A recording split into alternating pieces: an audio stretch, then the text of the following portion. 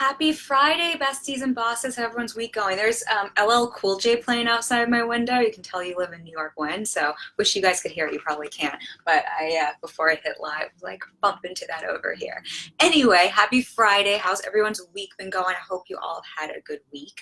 I wanted to pop in today live and chat with you all a bit about Mailchimp versus ConvertKit because I recently made the switch myself, and I've had a few people ask me about the two and other email marketing service providers, and I did a ton of research before I made the switch. So thought I'd tell you a little bit about pros and cons of each of them, why I made the switch, and for any of you who are curious about that, wondering if you should switch, let you know a little bit about why each Mailchimp versus ConvertKit might be right for you for where you're at in your work, in your business. And I did, if anyone wants to check out ConvertKit, I did put an affiliate link for you. You're welcome to try it. It's got a 2-week free trial, I think. No, I'm not trying to get rich through you all. I get like this much if anyone signs up. It's more just that you get a free trial through it. And it's kind of fun to do that. So let's talk about, first, I know Amanda asked in the group, she said she'd never even really heard of either one of these. So let's just talk about what Mailchimp and ConvertKit are for anyone who is new to email marketing and maybe hasn't heard of them before, which I definitely hadn't before I got into this world. So both ConvertKit and Mailchimp are email marketing software. So email marketing is essentially a form of marketing where we're sending emails, just what it sounds like, to a list that we have curated. We don't want to buy our lists, and hopefully we're not just adding people to our list. Hopefully people are opting into our lists, and I definitely teach to send value and to send content, but then that's also where we're sending our offers. It's through emails versus, say, social media marketing. And in order to be able to do this, we need to use an email software program that we save everyone's email address in, and this is where we can schedule emails out and send it to everyone. So if you've signed up for any free gifts and then you get emails sent to you from people, they're not emailing everyone individually, they have everyone on a list, and you can set things up like having the subscriber's name put in there, and you can send those emails out. I know for some of you this sounds overly simple, but this is all stuff that I definitely did not know before I started my business, and I think a lot of us don't know before we start our business. So Mailchimp and ConvertKit are two of these email marketing software programs that we can use. And there's a whole lot out there. There's a whole lot that are great, that have different price points, that have different purposes. These are two of the big ones I'd say for entrepreneurs starting out and growing their businesses. Some other ones you might have heard about. Drip is one, Active Campaign is one, Constant Contact I think is one. Fusionsoft is one that's usually something you want to use when your business is a little bit bigger. It's got some more bells and whistles to it. I know I have a girl in my program, she's using, what's it called? Solo, I think that's what it's called. But there's so many of these, but these are two of the big ones in the industry. So let's talk about what some of the pros are, why you might want to use each one, and I'll share with you specifically why I made the switch. So Mailchimp, what is great about Mailchimp for anyone starting out is they have a free, I think it's called Free Forever program. So if you're not doing any fancy automations, you can sign up, get started for free, and that's great for anyone on a budget, just starting out their business, just dipping their toes into the email marketing world. Mailchimp is a great solution. I used them for a while, and they really are great. This is not dissing Mailchimp. They do a lot of great things. They have a lot of great features. Mailchimp is also really easy to use. It's drag and drop, so it's very easy to set up your emails. It's pretty intuitive. The other thing I love about Mailchimp is if you want to design, say, a newsletter, or you want to design like an ad within your newsletter, it really allows you to drag and drop and to make some beautiful emails. And if you want to share, I don't know, images, and you can embed a video, it can be quite visually pleasing. And Mailchimp does let you set up sequences. I don't know who just joined, but hello. I don't know why sometimes on my business page it shows me who's joined, and here it doesn't. But say hello. We're talking about Mailchimp versus ConvertKit. So my phone's going. Let's make sure that doesn't ring. So those are some great features with Mailchimp, and I believe until you hit, I want to say it's 500 subscribers, you can use that forever free. And then if you do have the automations going, it's something like $10 until you reach 500 subscribers. So it's a really affordable option. I know people with pretty successful businesses that have simple email lists, and they use Mailchimp to send their coursework, to send their programs. So Mailchimp it's easy to use, it's less expensive, it's inexpensive, it's free to start, it's drag and drop. And I think if you don't have a lot of different lists or different opt-ins or sequences, it's a perfectly great, wonderful system to use. However, it does what it does well, and then that's about all it does. And I found for myself, I was hitting a place in my business where I needed some other functions that Mailchimp didn't give me. And I was hitting a place when I was going to schedule my blog posts, and I had, because of the way Mailchimp separates your lists, I had, I don't know, something like, I want to say 15 different lists that I then had to schedule for a blog. And it was just it was turning into a mess. So I needed something that gave me some more features. So I researched the heck out of a whole bunch of different programs. ConvertKit is one. Would love to hear what some of you all are using, because I think ConvertKit is by no means the only one to use or the best one. It's just what I landed on. I know ActiveCampaign a lot of people like, and Drip. So if you use any of those, share below, let us know, because it might be really good for someone else. And I think it's great for us to know. I know when I was looking, it's like, oh, I wish someone would just tell me which one to choose, because it's hard to know what's going to be right for us. So let me tell you some things that ConvertKit does that are really beneficial, some things that maybe are worth thinking about if it's something you want to implement into your email marketing, something to think about for the future of your email marketing, or maybe things you already need that you're not getting if you are using Mailchimp, or maybe a different service provider that doesn't offer these bells and whistles. So the first thing with ConvertKit that I love is that one subscriber on their list counts as one subscriber to your total subscriber count. So with Mailchimp, when someone signs up for your email list, let's say you have 3 opt-ins, so those are your free gifts. So let's say for me, I don't even know how many at this point, but let's just be simple. Let's just say I have 3. Let's say I have my business bootcamp, let's say I have my hashtag freebie, and let's say I have my mindset guide freebie. And let's say you decide you want all 3 of those and you sign up for all 3. What it does in Mailchimp is I have 3 different lists, and you're going to be counted 3 times. So towards my total that I'm paying for, you count as 3 people. It also means when I then go to send you an email, if I'm trying to send it to everyone, unless I want to get super crazy with how I'm like funneling these lists and figuring out who gets what, that means you're going to get my email 3 times. I think I had some people when I was in Mailchimp, and I'm so sorry, and thank you guys for staying on my list and still hanging out with me. I think I had some people who were getting my email 6 to 8 times when I would send out my weekly blog or my weekly newsletter. That's absurd. It's kind of annoying too for all of you. So in ConvertKit, if you have those 3 same opt-ins and you sign up for each one, within ConvertKit, you count as one person. You're one person, one email address. If you sign up with different email addresses, that's a different story. But if people use the same email address, they count as one person. And this is great for a few reasons. One, you're not paying for someone more than one. So as your list grows, we pay for our subscribers, and every subscriber counts for our pay total. So that's one thing there. It also affects things like those statistics you're looking at and just the overall number size. So I didn't have a clear gauge on how, not that I was so concerned with how big my list is, but I didn't even have a clear gauge because so many people were on multiple lists. The other thing is when I'm looking then at stats for open rates and that sort of thing, if you're getting my email 6 times, I assume you're deleting it 5 of the 6 times if you're even reading it on the 6th email. So it kind of skews with our numbers a bit, which we, at some point, I think some of us want to know. There's a reason those numbers are there. So that is something going for ConvertKit.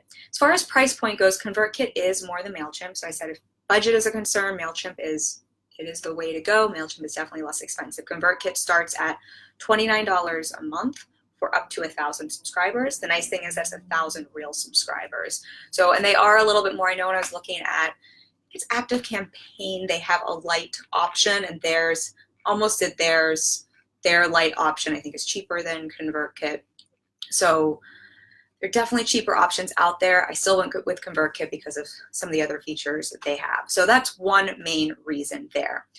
The next thing that was huge for me, and one of the things I was looking for, was the ability to tag my readers and to segment my lists. And this is something that it depends on what you're doing. If you're just starting out, probably isn't going to concern you, but it's something you might want to start thinking about.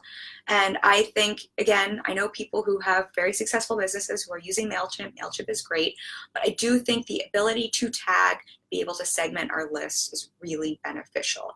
So if you don't know what the heck I'm talking about, tagging is essentially what I can do with a reader. Let's say you subscribe for one of my lists. I can tag you. I can have it automatically add a little, it's like a little tag, a little note to your name, to your file that says you opted in for the Mindset freebie. Let's say you click on a link that you checked out my coaching page. I can have a tag so I know that you checked that out and have that underneath your profile. Let's say that you buy something from me or you're a part of one of my programs. I can add a tag to your name so that I know you're part of, I have a group program. Let's say you're a part of my foundation group program. I have a tag and I have then, let me explain a little more there. So let's see some other examples. So I have with some of my free gifts, people go through a welcome sequence of emails. What I do is I add a tag that says do not disturb that I remove at the end of the sequence, which means I'm not sending those people, I'm not disturbing them, I'm not sending them anything else until they're finished. So that's another way to use tags.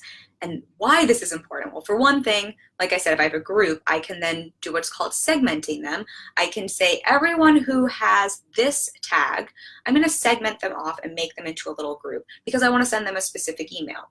So instead of having to create, in Mailchimp, you have to create all these lists, and then remember those people, every time you make a new list, those people are going towards your total that you're paying for.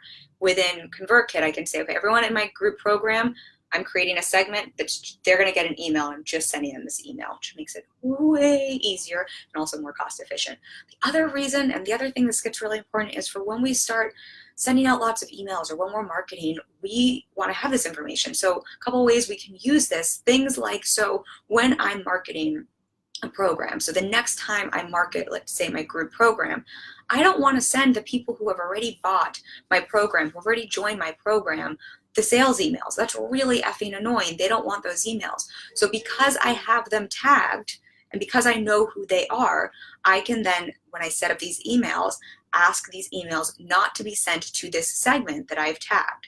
It's one way to use it. When you are, let's say I'm sending out a series of emails and I don't want to include my main list of people because they're not interested. They haven't opted in for something they're interested in. It's really easy then for me to segment or split them off so I'm not bombarding them, let's say, with information or certain emails that they might not want. So I won't get into a whole thing about email marketing, how to set that up because I don't want to confuse anyone, but it can be really, really helpful.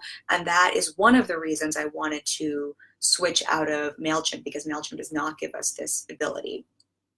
Again, Mailchimp is great and it serves a purpose, but as you're growing with your business, this is something you might want to think about. I don't know who just joined, but hello, we're talking about Mailchimp versus ConvertKit, and I'm saying Mailchimp is awesome, but there's some reasons to make a switch. There's some reasons I made a switch. We're just talking about tagging and segmenting, which is an important thing. And I do think as our businesses grow, if we're using email marketing, tagging and segmenting, this is something we want to be thinking about.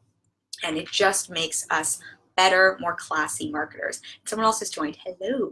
Hello, hello, say hi. And I'm talking all about some of the pros of ConvertKit and why I made the switch. I was just talking about tagging and segmenting.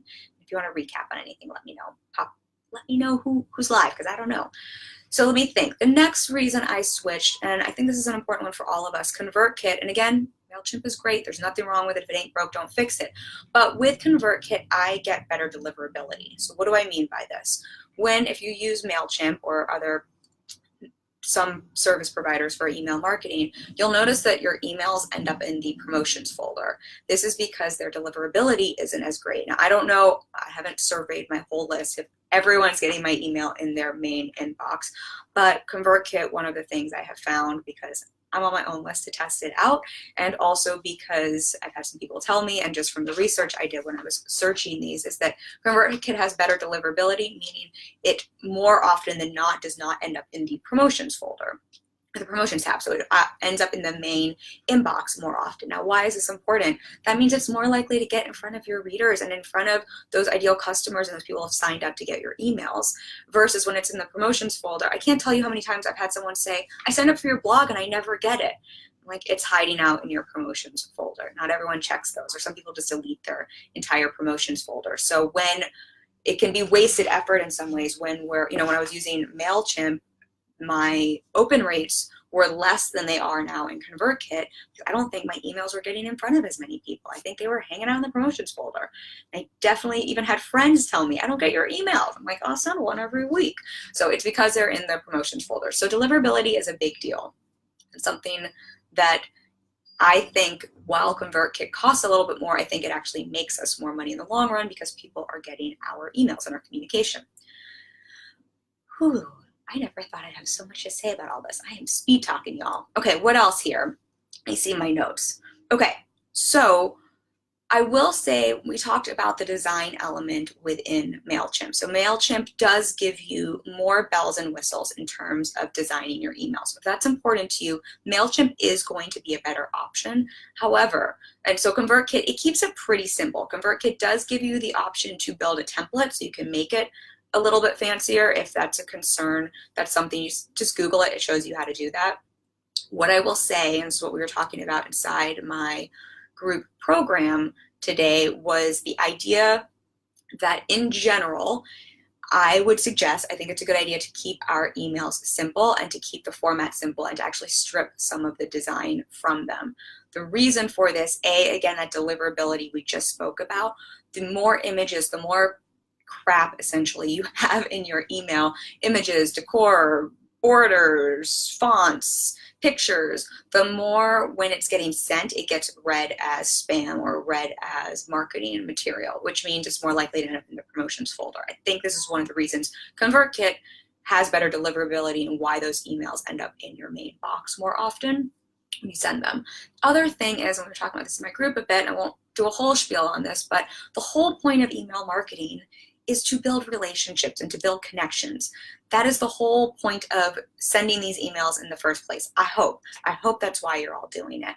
And if we think about the emails that we send to our friends, to our family, to the people who matter to us, we don't send them with a whole bunch of design and images and, I don't know, pictures and borders and fancy fonts. We write them in email in plain text. Maybe we have a signature, maybe we have something there, and we hit send. So I think the more, and I heard this when I was at the digital marketing conference, I talked about this briefly, the more we can make our emails mimic how we talk to the people we are friends and connected with, the more it's going to help us connect and build relationships with those people that we want to connect with. And the more it mimics real human behavior. I think ConvertKit actually talks about that. So yes, you're not going to have as much design ability. You can still insert images, you can still insert jiffies if you want to. You can still, again, do those templates if you want to make something a little more beautiful.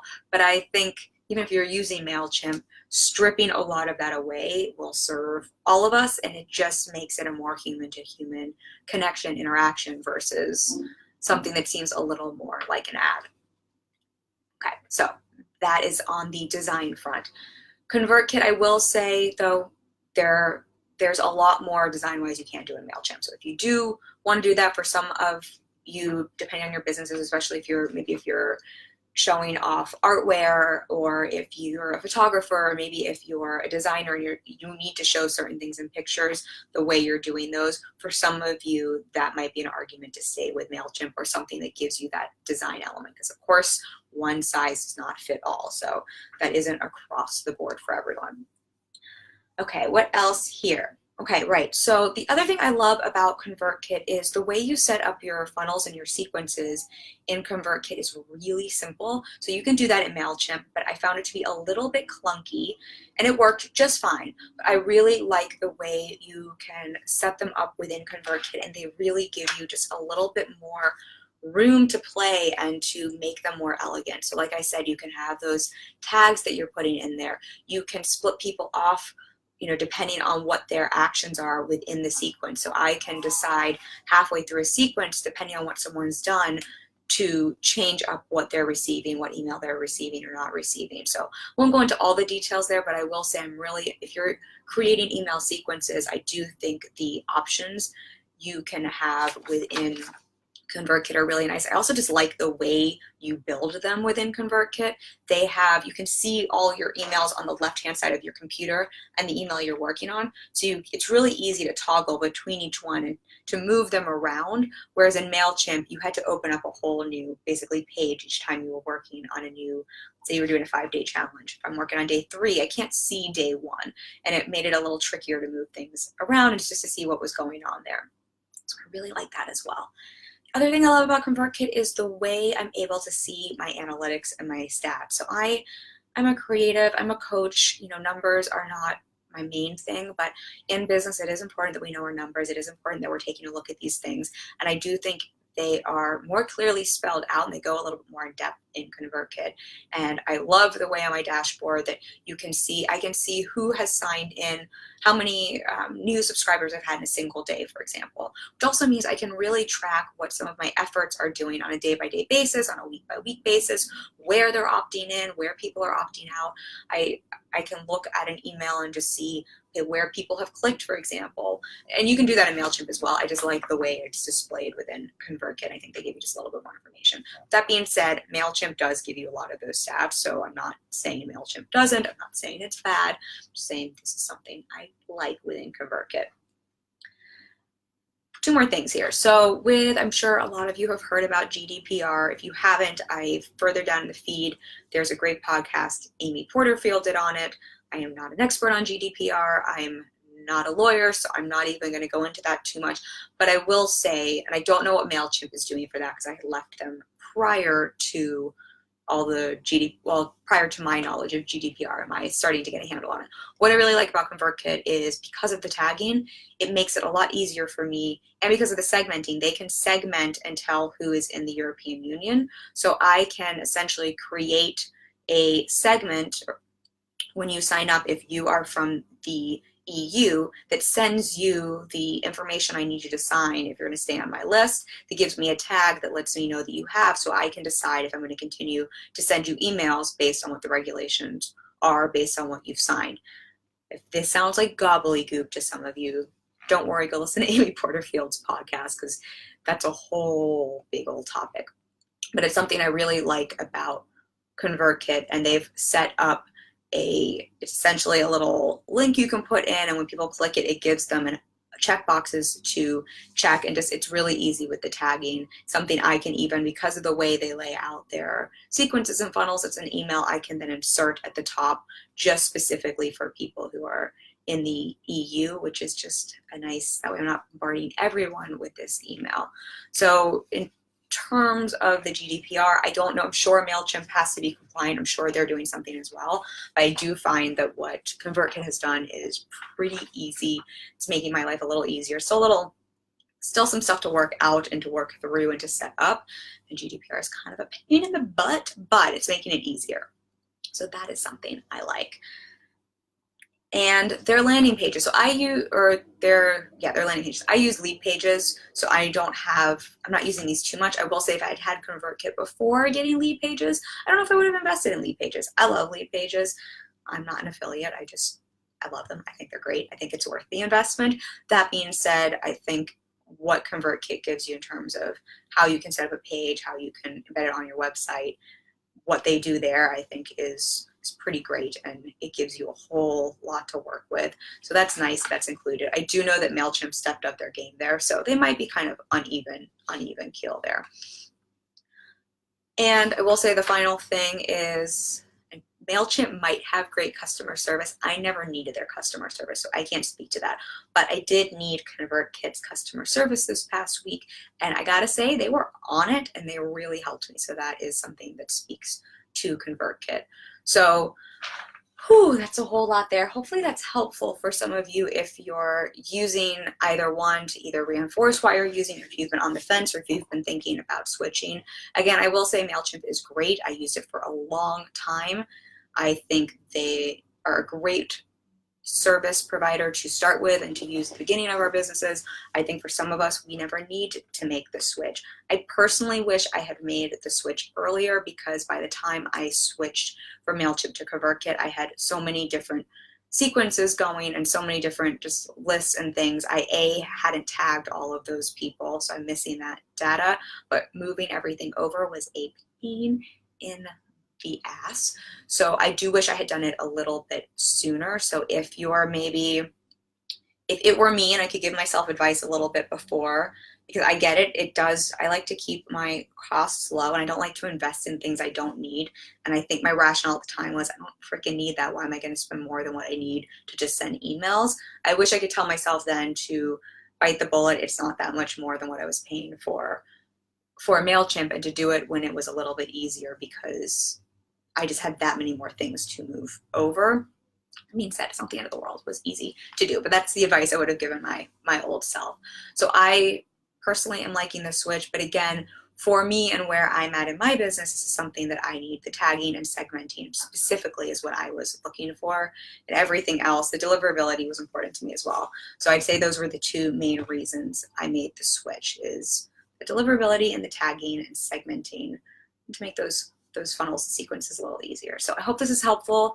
We had a few people live, but I think most of you are going to watch this on the replay. If you have any follow-up questions, throw them below. I'm happy to answer them. I hope you all have a beautiful, happy, wonderful Friday and weekend. And I've got a topic all about copying and inspiration down in the feed if you want to watch that as well. And then I'll be back next week. We'll talk some more. Got a new topic for you next week, and I can't wait to hang out then. So lots of love. Let me know if you have any questions. Oh, that's what I did want to say. If any of you have any questions for me not related to this, throw them in the feed for me. I want to collect a few of those. If I get enough questions for y'all, I will do a live Q&A next week or the week after, but I need enough questions. Otherwise, I'm just going to hang out here saying nothing. So if you have any questions about mindset, any questions about business, any questions you want to ask me about my experience having a business, running a business, throw them in the, either underneath there's an actual prompt, or you can just throw them in the feed and tag me, and I will collect those and address them. All right, lots of love to everyone. I hope you have a beautiful, beautiful weekend. Bye.